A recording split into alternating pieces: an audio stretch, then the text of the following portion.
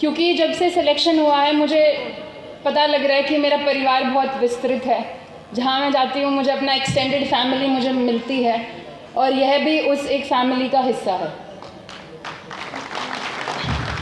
देखिए, आज जिनके नाम से ये प्रोग्राम हो रहा है, डॉक्टर B.R. अम्बेडकर, यूपीएससी की प्रिपरेशन में वो हमारे लिए सबसे इम्पॉर्टेंट पर्सनालिटी रहे हैं। आप सब उनकी जीवनी के बारे में पढ़ के देखिए, वो कहाँ से उठ के कहाँ पहुँचे हैं। देखिए, देश को चलाने के लिए एक रूल बुक होती है, उस रूल बुक को संविधान बोलते हैं, जिसको बोलते हैं इंडियन कॉन्स्टिट्यूशन ऑफ इंडिया। तो अम्बेडकर जी उसके कर्ता धर्ता हैं, जिन्होंने डिबेट करवाई और ऐसा कॉन्स्टिट्यूशन बनाया। Our constitution is the longest constitution of the world, सबसे बड़ा संविधान है हमारा।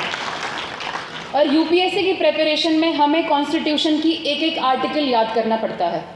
मैं आपको ये नहीं कह रही कि आप अपने बच्चों को अभी आर्टिकल याद कराना सिखाएं, लेकिन एक संविधान के बारे में जो बेसिक चीज़ें हैं, आप कोशिश करिए कि घर पे वो माहौल बने कि बच्चों को पता हो कि संविधान होता क्या है। जिससे देश चल रहा है, एटलीस्ट बच्चों को उसके बारे में कुछ बेसिक इन्फॉर्मेशन पता हो। दूसरी बात, जो हमारी महात्मा व्यक्ति थे उनके बारे में आप अपने बच्चों को स्टोरी सुनाएं। जैसे महात्मा गांधी हुए, अम्बेडकर जी हुए, कि कैसे वो कहाँ से उठकर कहाँ तक पहुँचे हैं, क्या उनकी जर्नी रही है।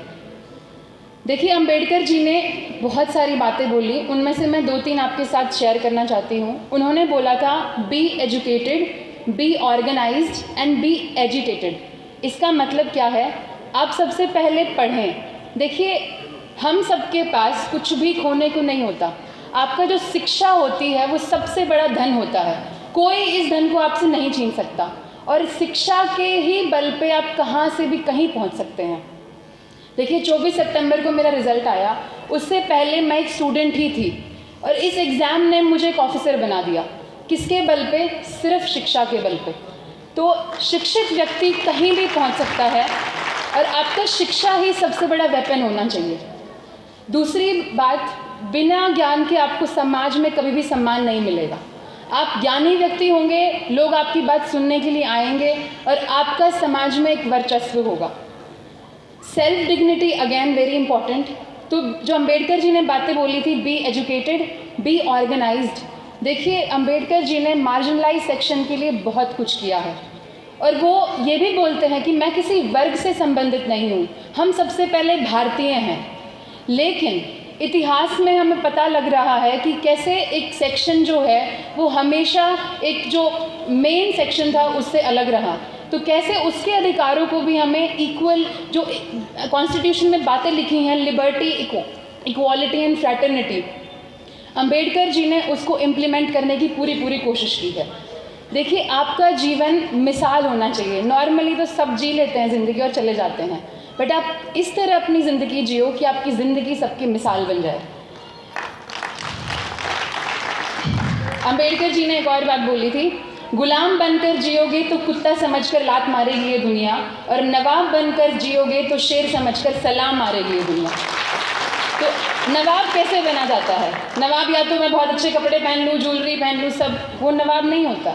नवाब होता है आपका चरित्र, आपकी वैल्यूज़, आपकी शिक्षा, आपके संस्कार, आपकी हेल्थ। जो अभी सुरेश सर ने बोला कि कैसे एजुकेशन और हेल्थ हमेशा इम्पॉर्टेंट होती हैं। तो आपका स्वास्थ्य, आपकी शिक्षा, आपके संस्कार, आपका परिवार, इन्हीं सब से एक व्यक्ति जाना जाता है। तो इन्हीं सबको आपको मजबूत करना है।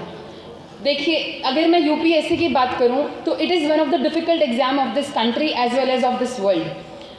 और अभी सबको लग रहा होगा कि बहुत आसानी से हो जाता है पेपर। नहीं, आपको जी तोड़ मेहनत करनी पड़ती है, डेली खुद को रगड़ना पड़ता है। और सिर्फ इस परीक्षा की बात नहीं है, आप जिस फील्ड में जाना चाहते हो उसके लिए आपको खुद को अगर सबसे ऊपर पहुंचाना है तो आपको खुद को रगड़ना पड़ेगा, डेली करना पड़ेगा।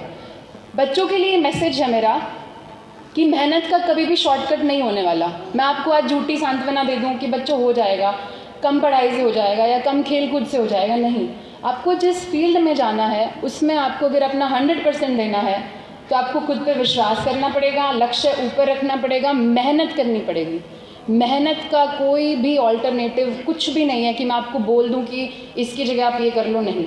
देखिए, कोई लक्ष्य मनुष्य के साहस से बड़ा नहीं है और हारा वही है जो लड़ा नहीं है। आपको लड़ना पड़ेगा, आपको अपने अधिकारों के लिए, अपनी शिक्षा के लिए, हमेशा। बच्चों के लिए एक और चीज़, कोविड का टाइम चल रहा है, आजकल बच्चे फ़ोन बहुत यूज़ कर रहे हैं। आपको अपना बेस्ट फ्रेंड बुक्स को बनाना है, फ़ोन को बेस्ट फ्रेंड नहीं बनाना। टेक्नोलॉजी जो है वो अपने शिक्षा के लिए यूज़ करनी है और हर चीज़ लिमिट में हो तो ही सही है। अफसर बनने से पहले मैं आप सबके लिए एक अवसर बनना चाहती हूँ, आप सब बच्चों के लिए और मेरे समाज के लिए। मेरे साथ मेरे कज़न ब्रदर आया गर्व, मैं उसके रूम में गई, उसने बड़ा बड़ा अक्षरों में लिख रखा है रैंक 11 या रैंक 51। मेरी रैंक 51 रही है, तो मैंने उससे पूछा कि 11 और 51 क्यों? बोले दीदी 11 मेरा लकी नंबर है और 51 क्योंकि आपकी रैंक थी। तो इससे मुझे ये पता लगा कि बच्चे कितने मोटिवेट होते हैं ये देख के कि हमारे में से कोई बच्चा उठ के सेलेक्ट हो रहा है तो हम भी बन सकते हैं। ये जो पोटेंशियल आता है ना बच्चों में कि मैं भी कर सकता हूँ। मैं स्कूलों में गई हूँ, गाँव के स्कूलों में गई हूँ, छोटे छोटे बच्चे आके मुझसे पूछ रहे थे दीदी यूपीएससी क्या होता है, दीदी आईएएस क्या होता है। तो ये बच्चों को धीरे धीरे पता लग रहा है। तो यहीं से देखो, गाँव से ही भारत बनता है और वहीं से पोटेंशियल निकल के आता है। तो आप सब अभिभावकों के लिए और बच्चों के लिए यही मैसेज है कि अपने बच्चों को जिस फील्ड में जाना चाहते हैं उनको 100% सपोर्ट कीजिए और आप सपोर्ट करेंगे वो आपका नाम ज़रूर रोशन करेंगे। ये आपके लिए वादा है मेरा। आप 100% उनको हैंड होल्डिंग सपोर्ट दीजिए। और आप सबको एक और चीज़ मैं बोलती हूँ, मेरे मम्मी पापा भी कह रहे थे कि अब हमारे साथ टाइम नहीं मिल रहा, तेरे को बाहर रहती है सारा दिन। तो यही बात है कि अब मैं उनके लिए हूँ जिनको मेरी ज़रूरत है, उन बच्चों के लिए हूँ। हमेशा बच्चे मेरे प्रायोरिटी रहेंगे, कैसे मैं हमेशा एजुकेशन मेरी प्रायोरिटी रहेगी। और अब मेरा परिवार केवल मेरा पर्सनल फैमिली नहीं है, अब मेरा पूरा भारत देश मेरा परिवार और आप सब मेरा परिवार। जय भारत, जय भीम, धन्यवाद।